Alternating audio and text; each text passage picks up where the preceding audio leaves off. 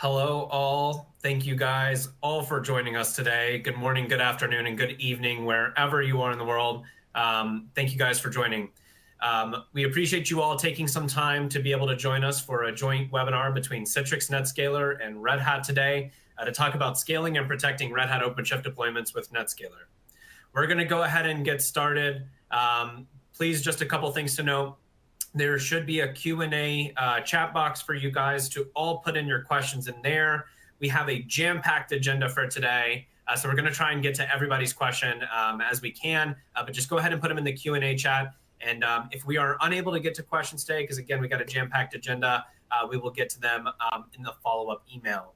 So without further ado, let's go ahead and get this kicked off. So thank you again, everybody, for taking the time to join us. My name is John Gibson. I am the Global ISV Partner Alliance Manager here at Red Hat that supports Citrix and the NetScaler business unit. I'm joined by some fantastic speakers today. Giri Venkataraman, who's the Associate Principal Solutions Architect here at Red Hat. Komal Bhardwaj, the Director of Product Management for NetScaler. Aman Sood, the Lead Product Manager for NetScaler. And Harihara Sudan, who's the Lead Product Manager for NetScaler as well. So again, jam-packed agenda for today, lots of fantastic information. We're going to talk about NetScaler and OpenShift. Why do these things work better together? A couple of different deployment options for you with Multi-Cluster Ingress, GSLB, and Ingress with NetScaler as the controller. We're going to do a couple live demonstrations of the Multi-Cluster Ingress deployment, and then also GSLB as that is the controller. And then we're going to also touch on BLX, the bare metal deployment of NetScaler with RHEL, and have a live demonstration for you there. And time permitting, we will get to Q&A for you all.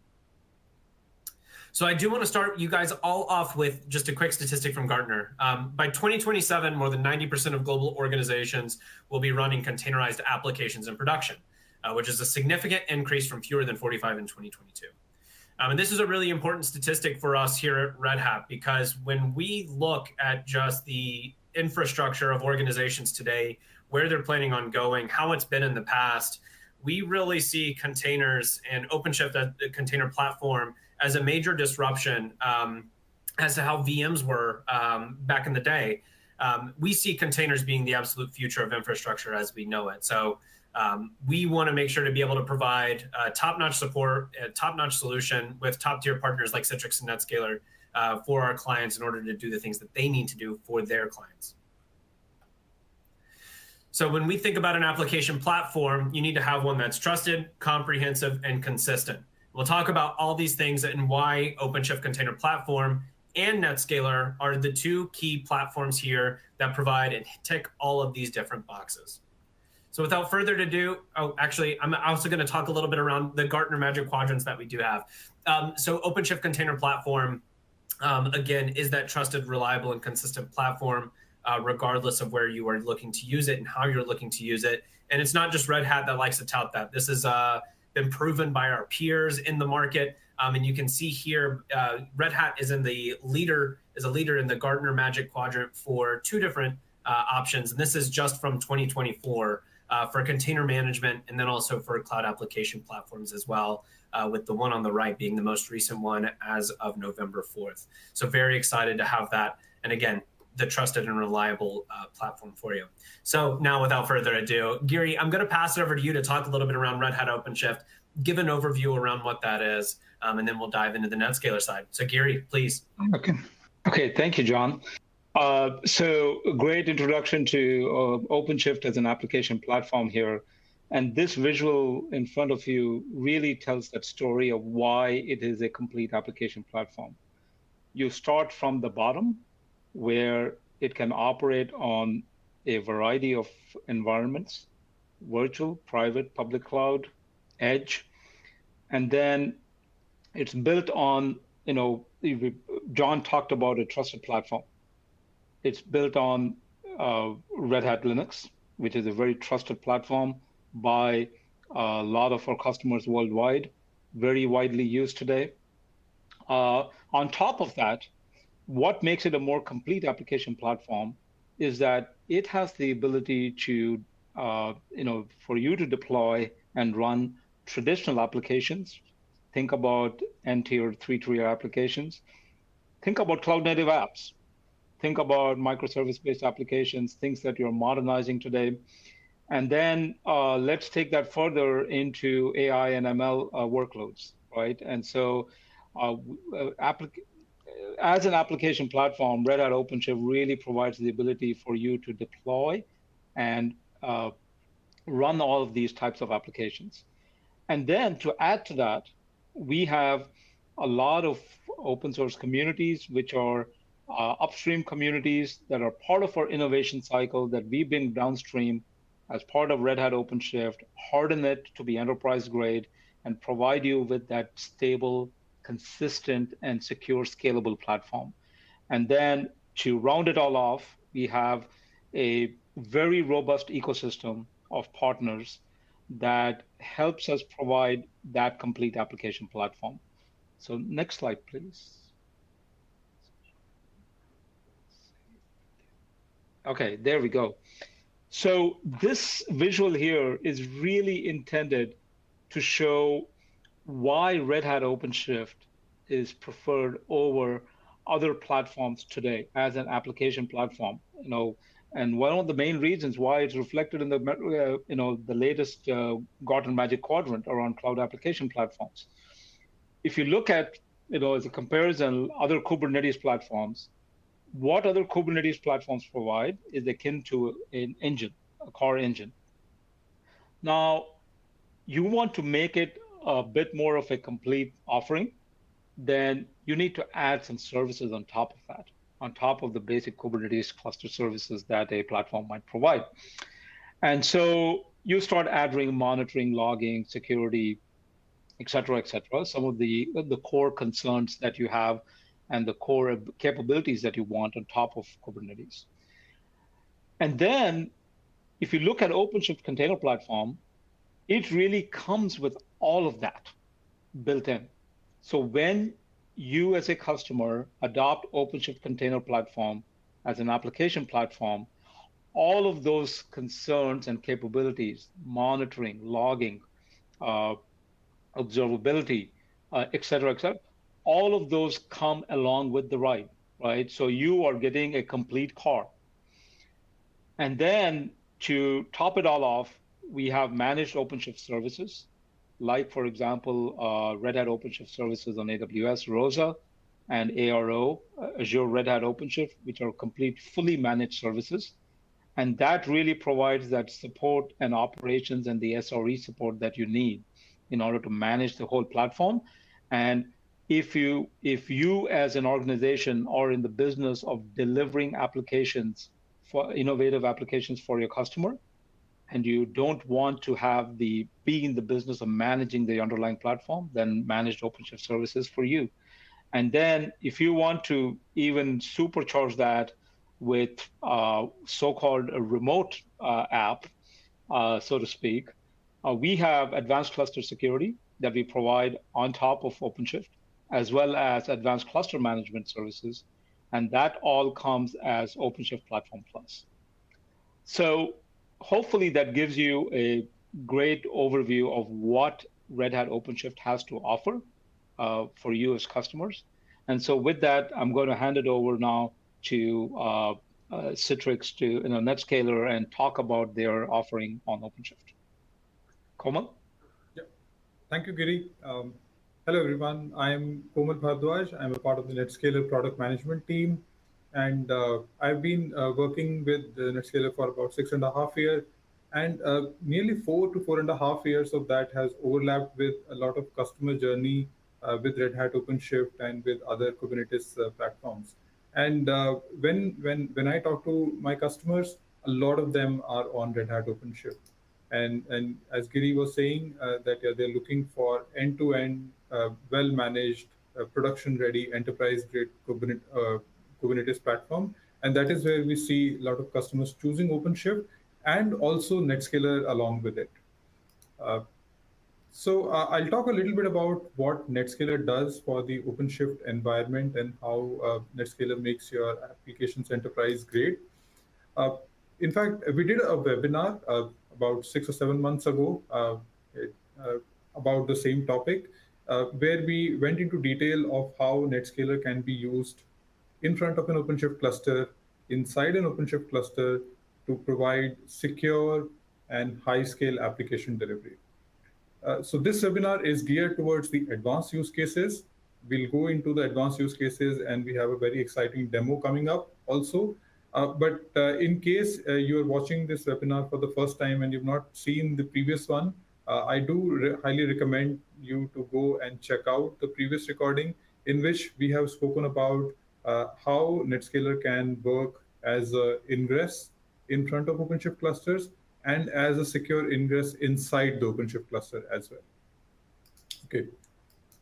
So here is a short recap about NetScaler, and I'll also talk about the advanced use cases that we're going to demo in this presentation.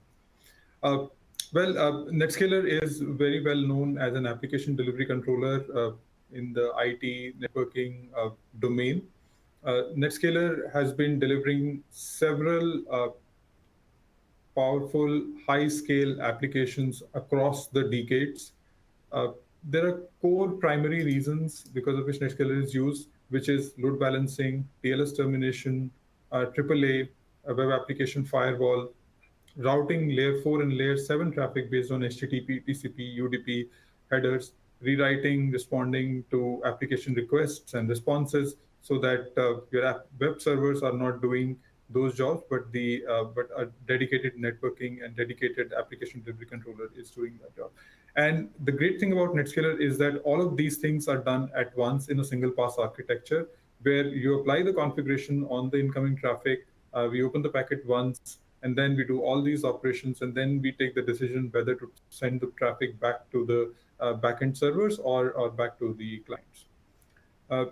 Obviously, there have been multiple waves of infrastructure transformation over the last 2 decades, and NetScaler has been a part of all those migrations and transitions.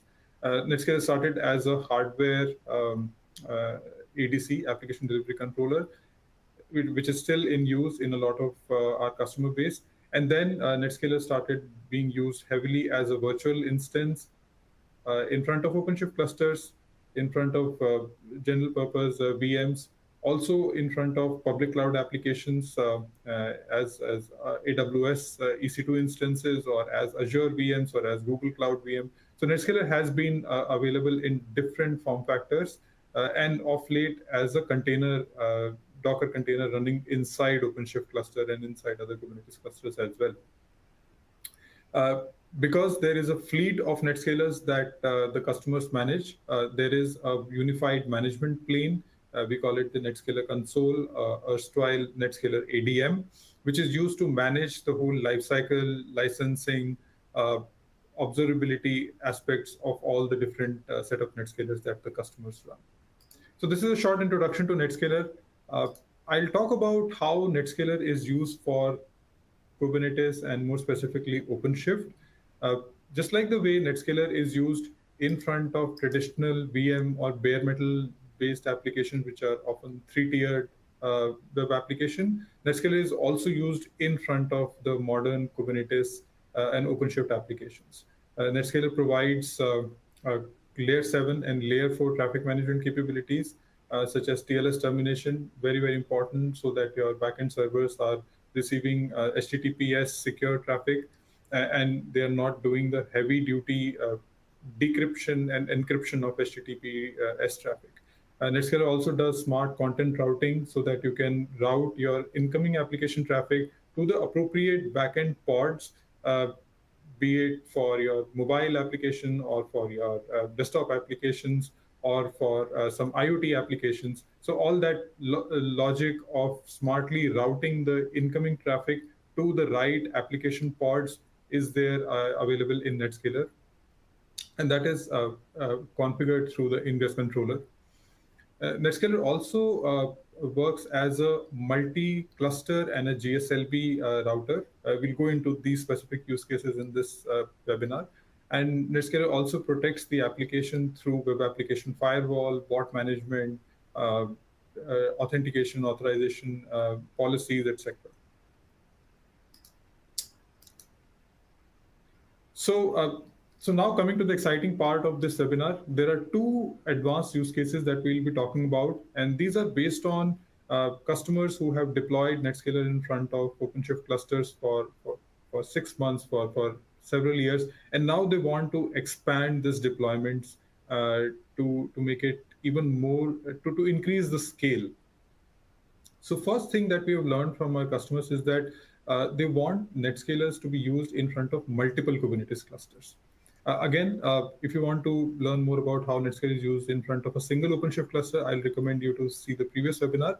In this webinar, we are going to go into the details of how NetScaler is used for multiple Kubernetes and OpenShift clusters. So the first thing that comes up as part of multi-cluster Kubernetes is what is multi-cluster ingress. It is basically a way of securing, routing, and delivering traffic, incoming traffic from your end users. It could be humans, or it could be other API applications that are sending traffic to your applications to the OpenShift clusters. So how does NetScaler do it? So NetScaler is in front of multiple OpenShift clusters.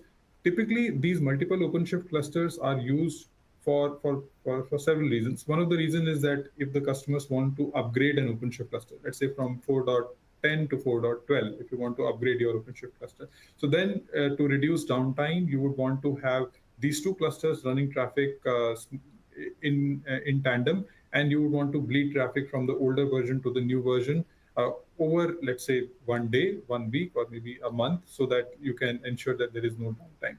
So that is one use case. The second use case for using multiple OpenShift cluster is to migrate applications from version 1 to version 2. And the third reason is obviously you want to achieve higher scale. You want to, for redundancy purposes, you want to have multiple OpenShift clusters.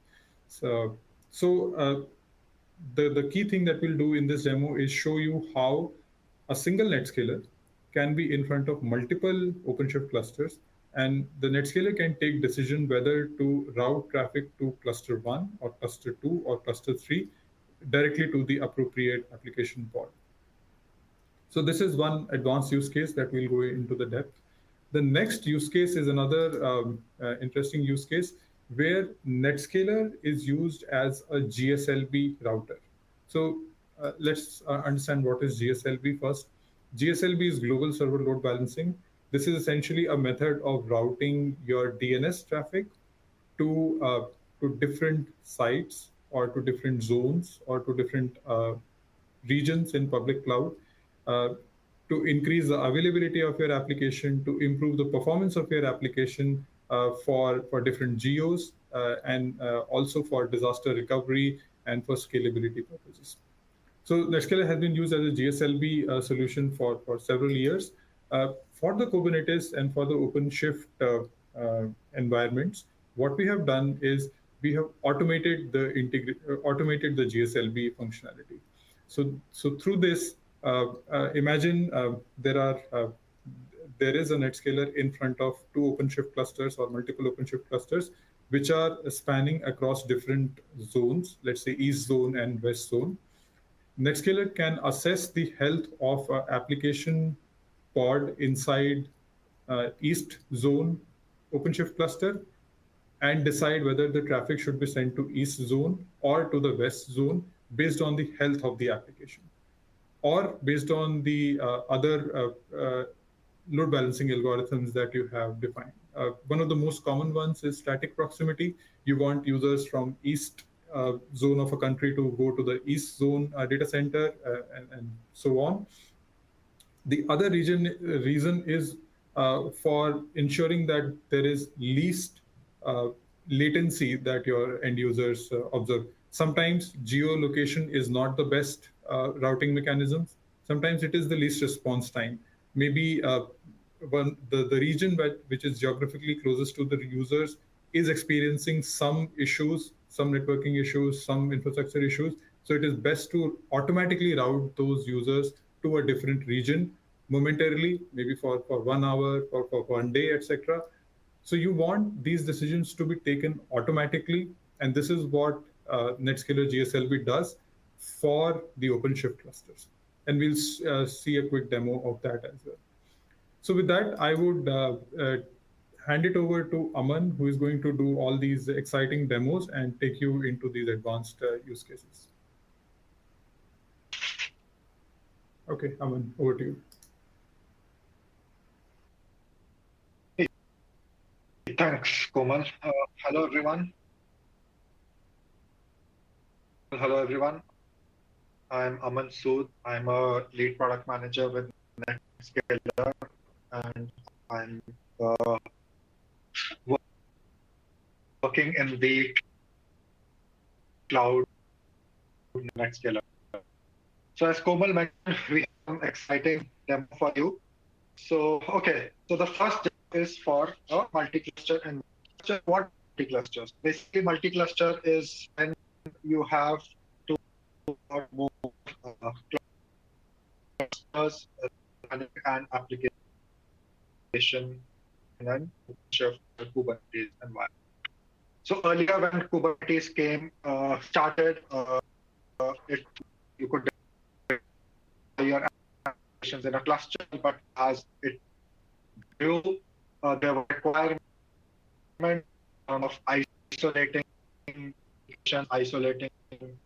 environments, providing redundancy, which required to. So in multi-cluster, what happens is there is a single entry point for your applications. So here, if you see in this diagram, you have two clusters, cluster 1, cluster 2. For the sake of simplicity, I have this demo is running for 2 clusters, but you can do. Hi, Aman. We're getting some choppiness, just as a heads up. Yes.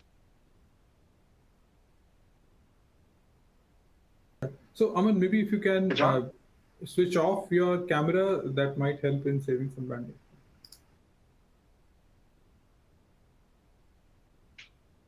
Oh,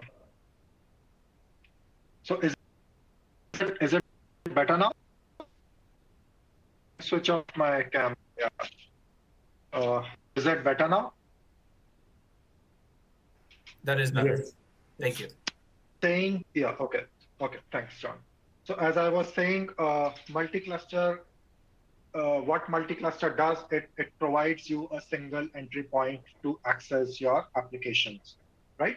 So here, as you see in this topology, there are 2 clusters, but you can extend these multi-cluster solution to n number of clusters.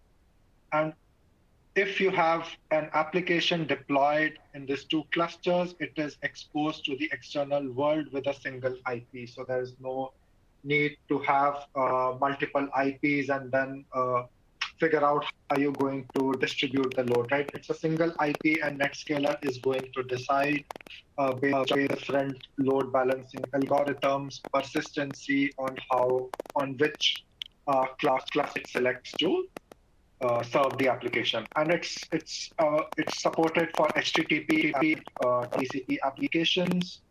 And let me just share my screen to the demo. Yeah, is my screen visible? Okay, so there are 2 clusters. So this is a cluster 1, and I have a cluster 2, in which I have 2 applications deployed. So if you see, I have an application running in cluster 1, black, and I have another application running in my second cluster, which is the application red. Right now, both of these clusters are actively serving this application. And I can show you the part where I was saying that these applications will be accessed by a single IP. So if I do OC ingress, you see that ingress resource is configured, and this is the IP with which this application service has been exposed. And similarly, if I go to the other cluster, it's the same IP. And here I have a script which will start sending traffic to these applications. Right. So here you see you have a application going to cluster 1 and cluster 2. And right now, both these clusters are handling the traffic in a round robin fashion. Now, let's say you have a scenario where you have a DR site or a backup site where you want only one cluster or the first N clusters to handle the traffic, but you want a backup or a DR site, which will take over in case there is the primary site goes down. So how do you do that? I have a couple of, I have a listener YAML here. So here there are different annotations to do the multi-cluster. So in NetScaler, the multi-cluster is deployed through a listener CRD. And in order to do active backup kind of a scenario, you have to set the backup order of that site. So for the second cluster, I'm putting that cluster as a backup site. So I'll make these changes.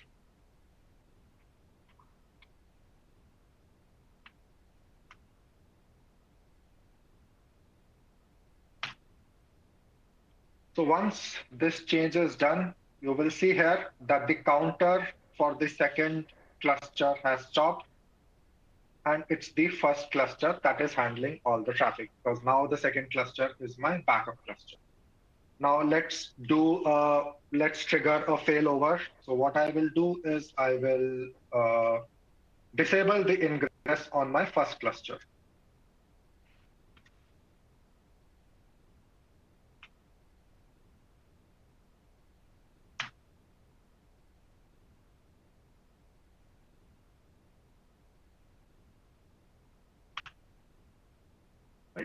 So now my ingress from the cluster 1 was deleted.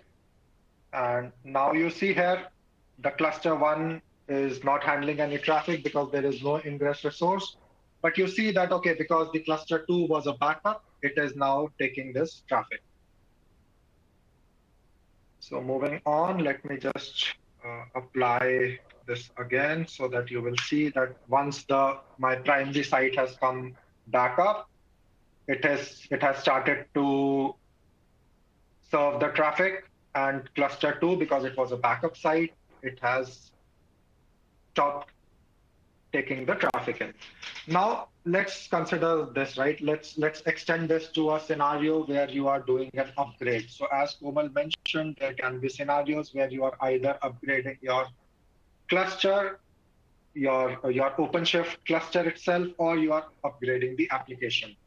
So here, I'll take it forward. You see that, okay, right now I want to upgrade my cluster 2, the second cluster. So I made the cluster 1 as primary, where it is serving traffic.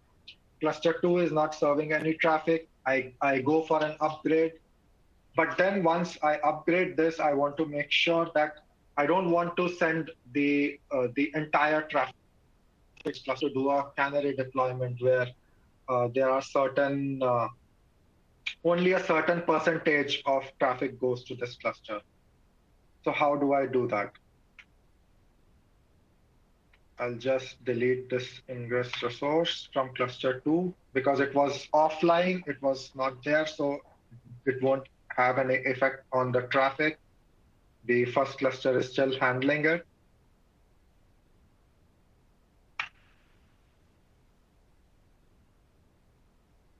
So I removed the backup config where this ingress is handling the backup, and what I do is I give it a weight, a canary weight of 10, which basically means 10% of traffic will be handled by this cluster, while the remaining 90% would be handled by the primary cluster. Let me apply this. So this is now applied. Now, if you go here, you will see that the counters here are increasing at a much faster rate, and the counters here are increasing, and there is close to, I think, 1:10 kind of a ratio of the increment, which basically shows that, okay, your cluster 1 is handling the 90% of traffic, and the cluster 2, as per the canary, is handling the 10% of traffic. So this is a canary deployment, and after that, I will move on to the GSLB demo. So let me just stop my share and move to the next slide. Yes. So this is the GSLB controller demo. So basically what happens with GSLB is with GSLB, the NetScaler acts as a DNS router. So it does the intelligent routing of the DNS traffic to make sure that it's choosing when the DNS requests come and the NetScaler has to respond to that DNS query, it will respond with the best IP to serve this. Now, this decision can be made on a lot of factors. It can rely on the RTT time, latency, etc., to identify which is the best cluster to handle the traffic. Now, if you look at this, right? I mean, multi-cluster and GSLB, they are not two independent solutions. You can think of using multi-cluster and GSLB together, where you have multiple clusters behind each NetScaler, which are exposed by a single web.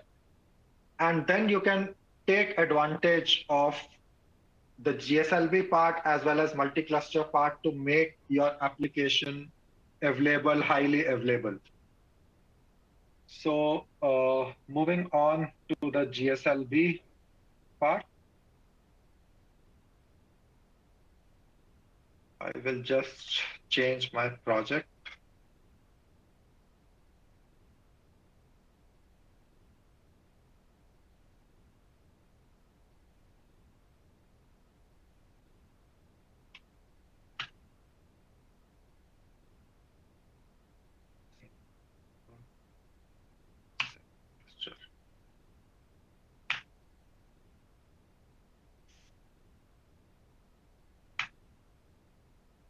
And let me start the traffic for that.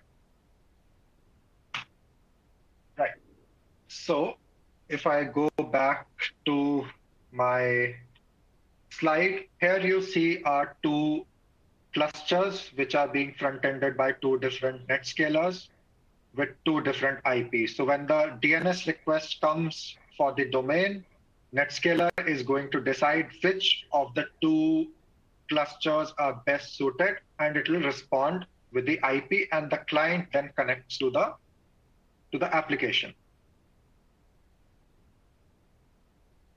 So right now, my GSLB is configured to do a equal load balancing. So as you see, the result IP keeps on changing between 195 and 115, which are the two IPs with which this application is exposed.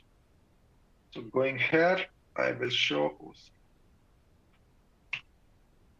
You can see one of the ingress on one of the cluster, which is 115 IP, 10.146.77.115. And similarly on the other, for the other cluster is 10.146.107.195.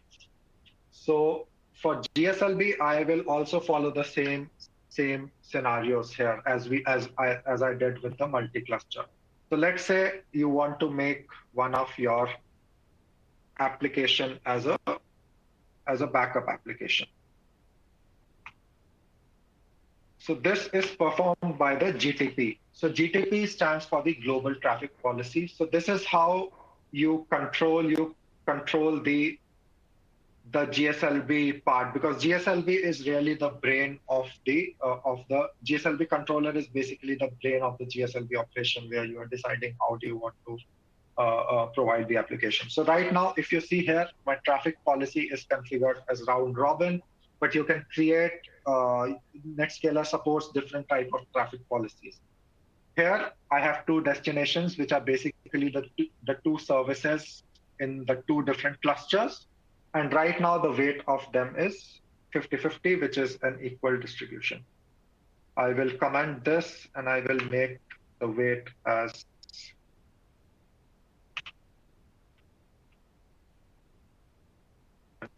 needs to be made on both the sides. So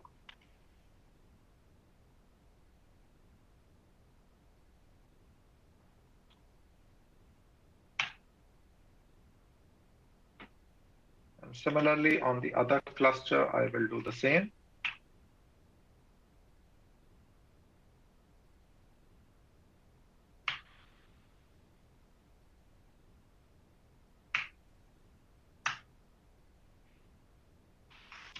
Let me apply the YAML.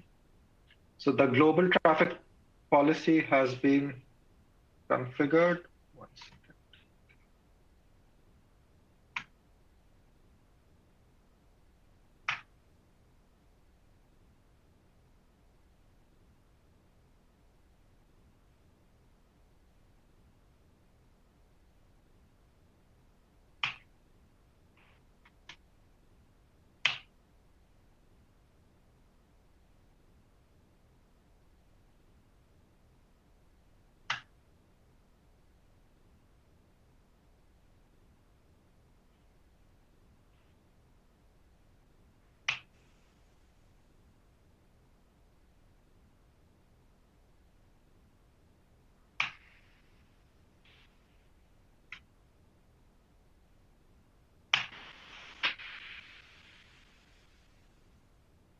Just give me a second. I think there's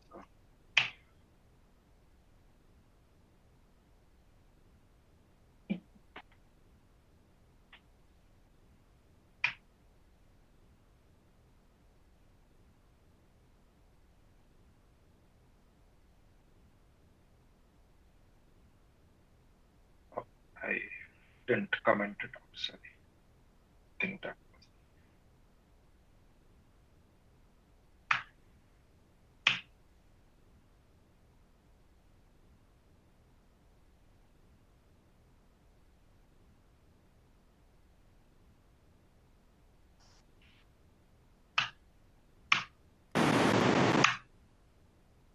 Okay, sorry about that. There was a space problem. So now you see because the second site has been made backup by configuring the weight as 0. The DNS resolution happens when the GSLB controller responds to the DNS queries. It is only responding to the one of the IP. And you can see the counters, the HTTP counters increasing for cluster 1 only. Similarly, let's say now you have done that, you want to make sure do the canary deployment. So this is also very similar. So you go to the GTP-RR and you can play with the weights. So here, I will make the weight as 8020.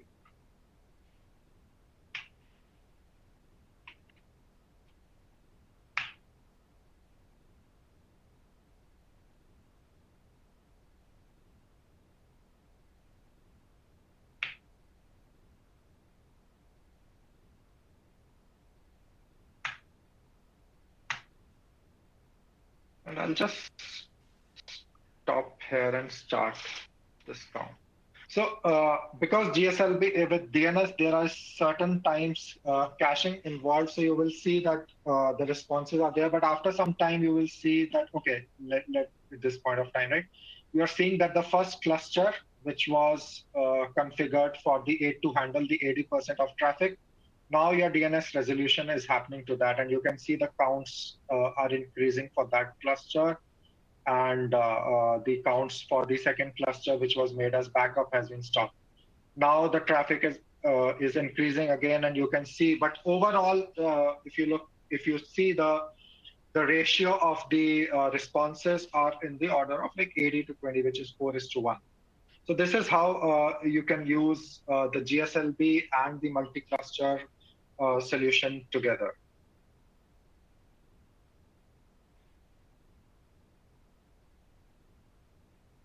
I'll stop my share.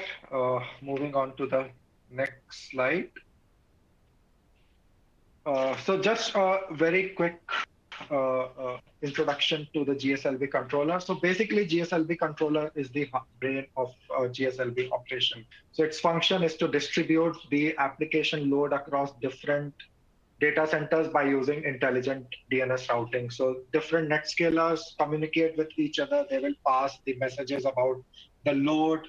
They monitor the backend applications, pass the information about the load, and then based on that, the NetScaler decides which is the best cluster to handle the traffic. It is available as part of the operator on OpenShift. The advantages are it's ideal for the BCDR plan, the disaster recovery and business continuity, application availability. It prevents a single point of failure. And the GSLB controller is, you have a GSLB controller which runs as a pod, and it needs two CRDs, the global traffic policy, which basically tells how to handle the traffic. And you can specify the load balancing methods like round robin, least response time. You can specify the persistency and different monitors that the GSLB is going to use to monitor the backend application. GSC is basically specifying the target information on how the service needs to be exposed with what IP. So with that, I conclude the demo and passing over to Hari. Thank you. Thank you, Aman. That was a great demo. So next, following the OpenShift demo, like we are going to see the capabilities of the BLX. What if I say you, like all this greatness of the NetScaler can be delivered via a RHEL-based host? Yes, that is true and it is possible. The answer is NetScaler BLX. What is NetScaler BLX? So NetScaler BLX is one of the form factors of NetScaler. It's a lightweight software package that can be installed on a Red Hat Enterprise Linux or any Linux, but we prefer, or we recommend to install it on top of RHEL Linux. How does it work? Let's say you have a bare metal server or you have a virtual machine running Red Hat Enterprise Linux. You install BLX on top of it. It magically enables the NetScaler ADC capabilities onto that specific host. For example, a bare metal server, adding a BLX on top of it becomes an MPX-like solution. And similarly, a virtual machine running RHEL, install a BLX on top of it, it becomes a VPX kind of solution. So that's the capability BLX can bring onto your proprietary host running Red Hat Enterprise Linux. So what is the difference here, right? How does it BLX, how BLX is different from other form factors? Ideally, there is no difference. As Komal mentioned in the early slides, the NetScaler form factors have a single code base. That means the features or the capabilities of NetScaler is same across all the different form factors, be it CPX, BLX, VPX, or MPX. And again, the management is constant, like you can use the same console to monitor and manage all these different form factors. And how to license it, the consumption, everything is same, like be it how you're going to license a VPX or an MPX, the same way you can license a BLX as well. But what are the advantages of running BLX on top of RHEL, right? So the main advantage of BLX is like it gives you the high performance on your commercially available server. For example, you can buy your own specification, or you can buy your own hardware of your own custom specification, and then you can install a BLX on top of it, and you can get the performance on your own hardware that is suitable for your deployment, right? Like you don't have to buy a proprietary hardware from NetScaler for this purpose. And what are the other advantages? Like NetScaler BLX can coexist with other apps. Let's say you want to run some other third-party apps along with the NetScaler BLX on the same server. It is very much possible. What I mean, like you can run a Splunk along with the BLX. You can run some other scripts or some other tools, open source tools that can coexist with BLX, and you can leverage the maximum out of the server.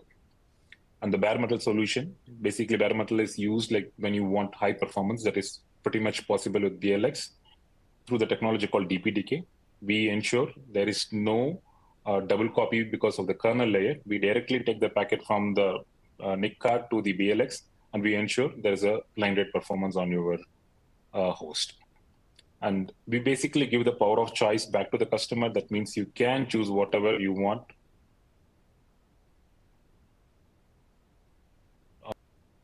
I mean, like you can bring up the BLX on top of the whatever. That's the power the NetScaler brings in to the table, and it can empower your OpenShift deployments as a great ingress proxy.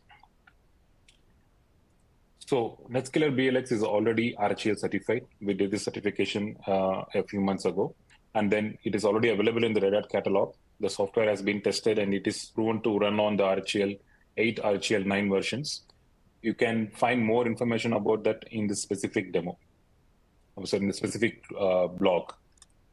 I'm also going to share about one more update. Like we have a NetScaler BLX lab built on InstructQ. It is available on the Citrix community portal, where we have step-by-step process where the user can go and get started with the BLX and RHEL combination, like where they can learn more about BLX.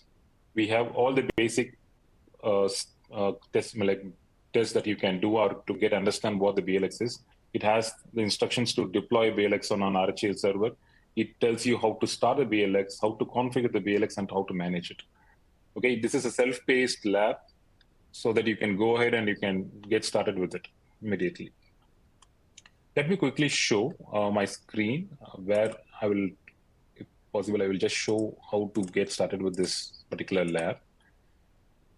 Yeah, so you see, right, like you just log into the community.citrix.com. You can directly go to the labs lab section, and you can find this NetScaler BLX and RHEL lab. You have all the information about the NetScaler BLX lab over here. You can come down here. You will find the InstructQ lab where you can start it. I just started some time back. In another 10 seconds, it would load. So where you can find some exercises. It will have the steps to be followed. Once you do the steps, it will take you to the next level. Just give me a couple of seconds. It will start soon. Yeah. So it is starting soon.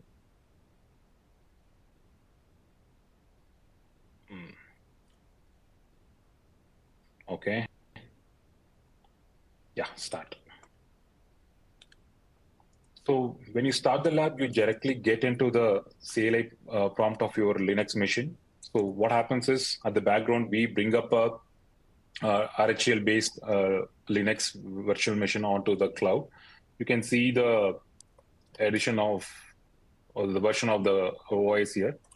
You can see that it is having a Red Hat Enterprise Linux. In this lab, you can find the steps needs to be followed.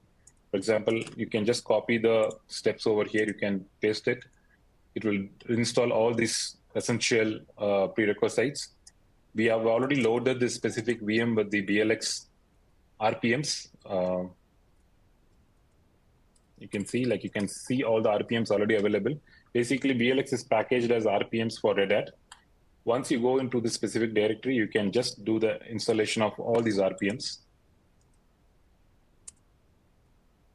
So as part of this installation, it will pull down all these necessary packages from the standard YAM repo, and then it automatically, magically converts your Red Hat host into a NetScaler BLX. So this is going to take a couple of seconds, or maybe 30 to 40 seconds.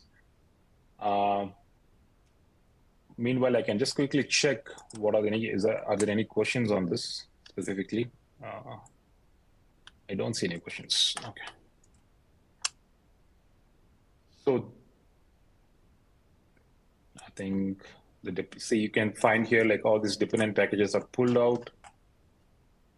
Give me a minute.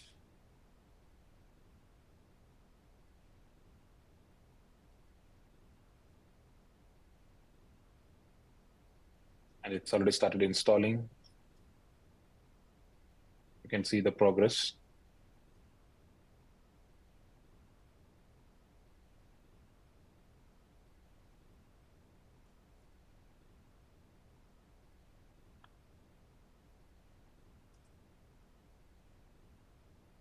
So once this is done, we need to start the BLX. we need to configure the BLX with a certain IPs through which you can access. Then you get the same experience as a NetScaler VPX or an MPX. You can just see like how the installation part of the installation. So this has taken a couple of minutes totally, right? Like, so that's how quickly you can convert your Red Hat host into a NetScaler. So it's all done. Okay. I'm just going to show systems CTL status BLX. You can find the BLX is not running. So I'm going to complete this first challenge to see like whether the installation is successful. So it is done. So it is going to the next level, how to configure the NetScaler BLX and start it. Since we have a few more minutes, so I will just quickly go over this and I will show how to log into the BLX and I will give you the experience of the BLX from the GUI as well.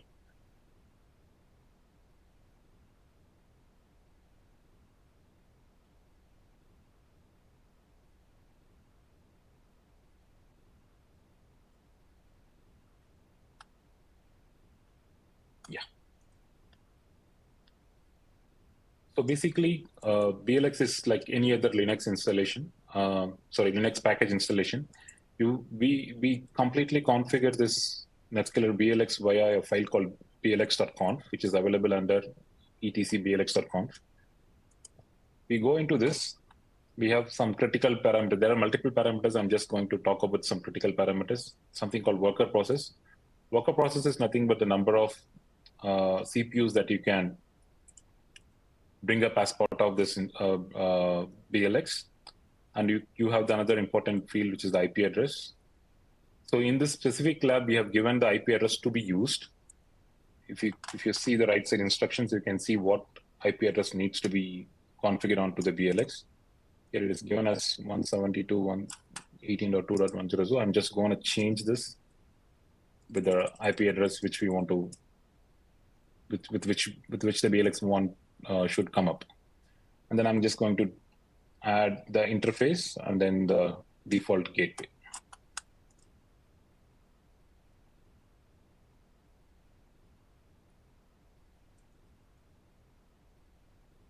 So if you have multiple interfaces, you can specify multiple interfaces in this section. And finally, the gateway,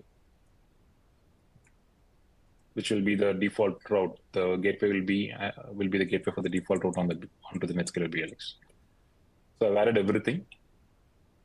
So as I talked about DPDK, BLX has the capability to automatically detect whether the NIC is capable of whether the NIC is DPDK capable. Accordingly, it will ensure the high performance onto the device. So next, I'm going to start the BLX.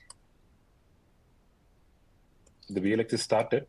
You can see whether the BLX is started using the number of P's started. Like you can see since I've given worker process as 1, it started with 1 NetScaler process engine. So now the BLX is started. Let me quickly check this, whether the configuration of BLX is successful.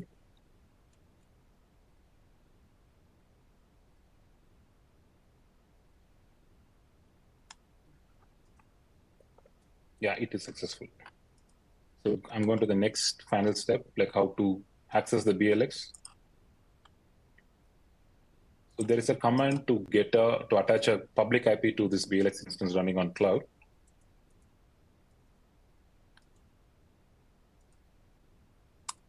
So you can see this is the public IP address assigned to this specific BLX instance installed on the RHEL host. So I'm going to log into it from the CLI first.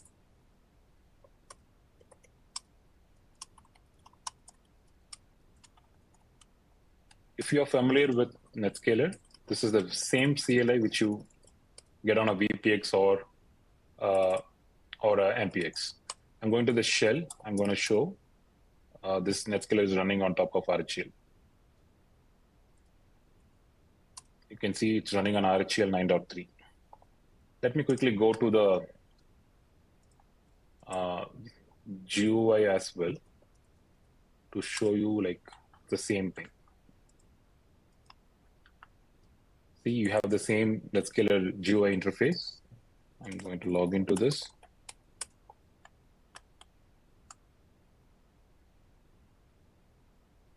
So, yeah. So this is the same way, like all these, all the capabilities of NetScaler is available onto the BLX as well. So that's how you can convert your Red Hat and the Red Hat into a NetScaler. And with the combination of both these technology, like we have both Red Hat technology and the NetScaler technology coming together, it gives you a killer combination that can go through all your different deployment needs. So I think with that, I'm going to hand over back to John to give the final conclusion on this presentation. Yeah, awesome. Thanks, Hari, so much. I appreciate it. And thank you all for sticking with us for the past hour. We hope this has been an enlightening visual into the joint value of Red Hat and Citrix NetScaler. So we do have a couple of resources for you to access. And yes, we will give this deck after we, in a follow-up email, as well as a recording to you all, so you guys can review this and then access some of the links that we've provided here for you. And with that, we are going to move over into Q&A. So thank you guys for putting your questions into the chat already. I do see we've got 2 additional questions that are outstanding. So I'm going to ask for the presenters to come off of mute. I think we've answered most questions, but a couple that just came in from Sebastian. I think I'll try this one first. Are there any recommendations on where to place NSICs and how many NSICs to use? I understand NSIC with VPX is very one-to-one, one NSIC for every VPX. Yeah, that's right. I think that's the right assessment. Typically, one ingress controller is mapped to one NetScaler, and that one NetScaler could be BLX or it could be VPX. In fact, if you look deeper into the OpenShift cluster, you'll see that there is one ingress controller attached to a CPX as well. But the only exception is sometimes when you have one NetScaler, which is in front of multiple OpenShift clusters, then 2 ingress controllers could be configuring the same NetScaler, because that is how the whole multi-cluster architecture works. You want the traffic to hit that one VPX, and then that VPX takes decision whether to route it to cluster 1 or cluster 2. So in that case, there can be multiple ingress controllers that are configuring the same NetScaler.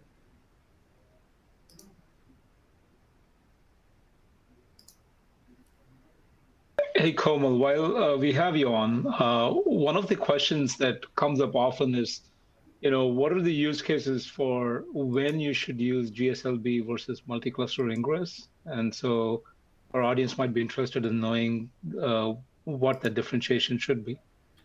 Yeah, absolutely. So that's a good question. In fact, both the solutions look seemingly similar, but the main difference is DNS and HTTP traffic.